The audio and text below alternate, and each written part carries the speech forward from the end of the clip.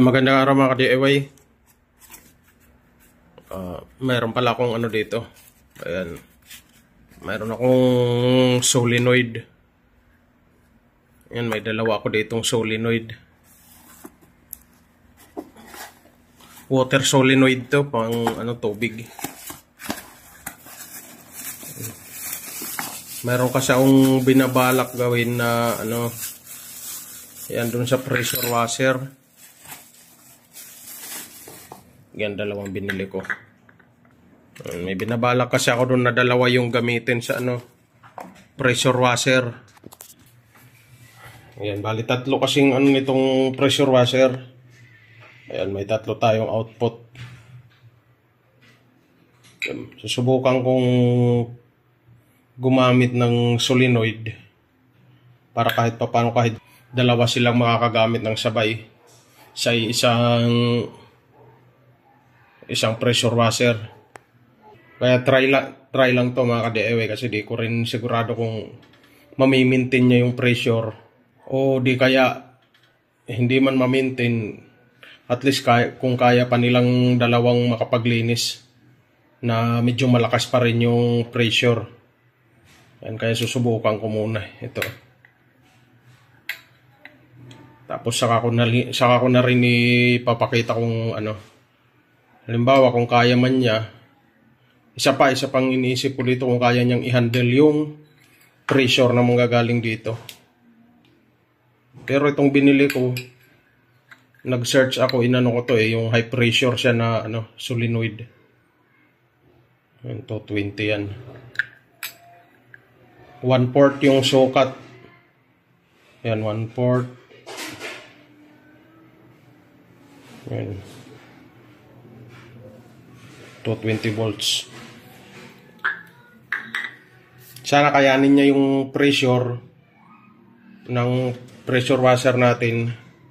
At saka sana kahit humina man, konti lang yung ano. Halimbawa, dalawa yung gumagamit. Kahit magbago lang yung, kahit bumaba konti yung pressure. At ang importante ditong ano, kung makalinis pa rin siya. Yung medyo hindi naman sobrang hina. Yung tama lang na makakalinis siya. Ayan, susubukan ko niyan. Ayan. Yan, bali itong dalawa yung gagamitin ko pang testing. Ayan, linagyan ko lang siya ng hose na parang extension.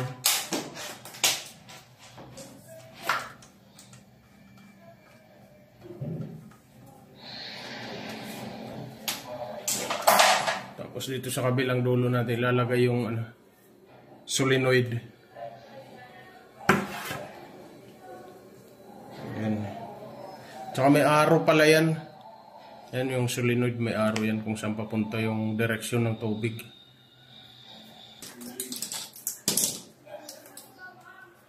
Ito lang muna yung ano ko, yung power supply ng solenoid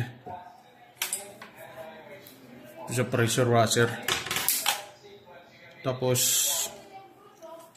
yan, bubuksan ko tong ano niya. Nakabukas siya, yung bulb. Yung ano ko pala, yung solenoid na ginagamit dito, ano to, normally close to. Normally close. Ibig sabihin, pag walang supply, pag di nakasaksak, naka-close yung ano niyan, bulb niya. Yung bulb ng solenoid. Testing natin kung hindi tatagas dun sa solenoid yung tubig.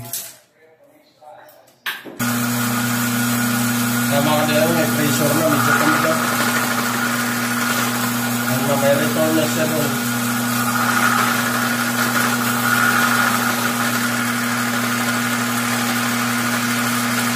Tapos susubukan ko saksak yung ano,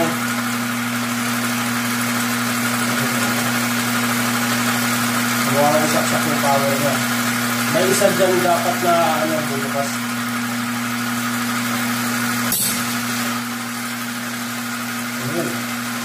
kaya oh.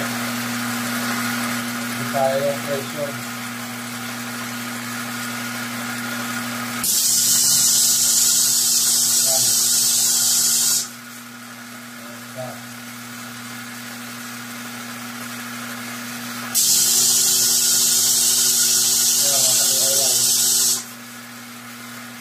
Yung isa naman resisting ko. Dapat ito yung sisinaw.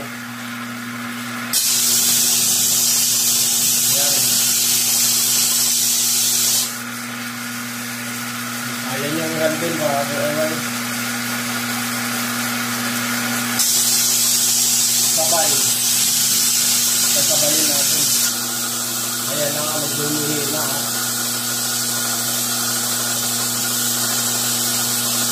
Mahina kasi ang dalawa. Pero sirit pa rin yan, oh.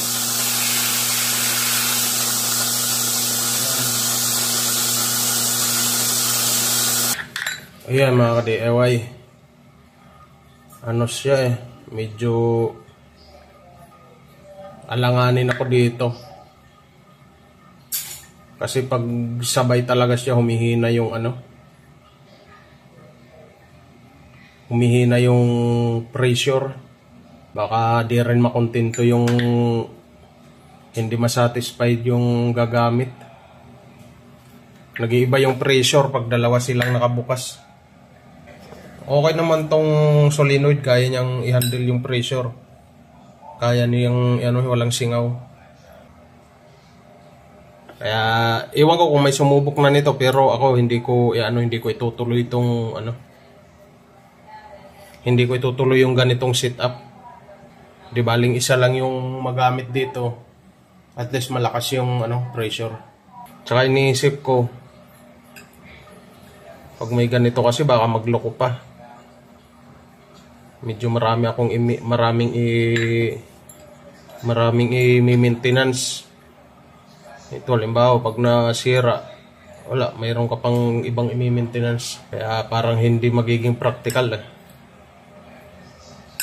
Hindi katulad pag isa lang, ayan lang, gusto lang yung problemahin mo dito kung mabubutas. Ayan. Ayan.